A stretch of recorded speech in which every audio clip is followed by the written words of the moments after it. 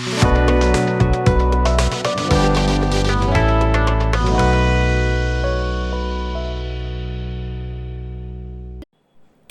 तेल आरोग्यासाठी अनेक प्रकारे लाभदायक मानले जाते. यामध्ये संतृप्त चरबी म्हणजे सॅच्युरेटेड फॅट कमी प्रमाणात आणि असंतृप्त चरबी म्हणजे अनसॅच्युरेटेड फॅट जास्त प्रमाणात असते, ज्यामुळे हृदयाचे आरोग्य चांगले राखण्यास मदत होते.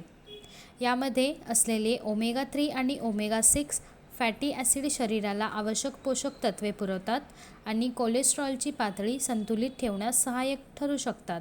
म्हणूनच आज मिडी म्हणजेच Maharashtra industries development institute canola oil processing बिझनेसवर या विषयावर एक माहितीपट घेऊन आला आहे.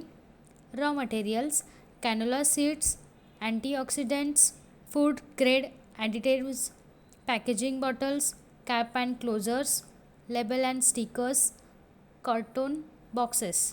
Plant and machinery: seeds cleaning machine, seed cracker machine, oil expeller machine, cooking kettle, filter press machine, oil refining unit, storage tanks, oil filling machine, packaging machine, boiler, laboratory testing equipment.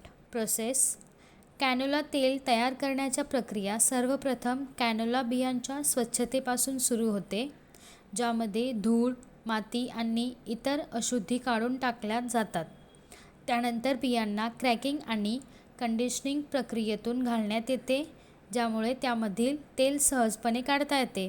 तयार झालेल्या बिया oil एक्सप्लेअर मशीन्समध्ये टाकून त्यातून तेल काढले जाते. प्राप्त झालेले कच्चे तेल फिल्ट्रेशन प्रक्रियेद्वारे स्वच्छ केले जाते, ज्यामुळे त्यातील अशुद्धी वेगळ्या केल्या जातात. त्यानंतर तेलावर रिफायनिंग प्रक्रिया केली जाते, ज्यामध्ये डिगमिंग, न्यूट्रलायझेशन, ब्लीचिंग आणि डिओजरायझेशन यासारख्या प्रक्रिया समाविष्ट असतात. या प्रक्रियांमुळे तेलाची गुणवत्ता, रंग आणि चव सुधारण्यास मदत होते. शेवटी तयार झालेले कॅनोला तेल गुणवत्ता चाचणीनंतर बाटल्या किंवा इतर पॅकेजिंग कंटेनरमध्ये भरले जाते.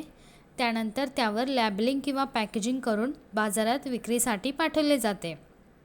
अशा प्रकारे आज आपण कॅनोला ऑइल प्रोसेसिंग बिझनेसविषयी माहिती प्राप्त केली.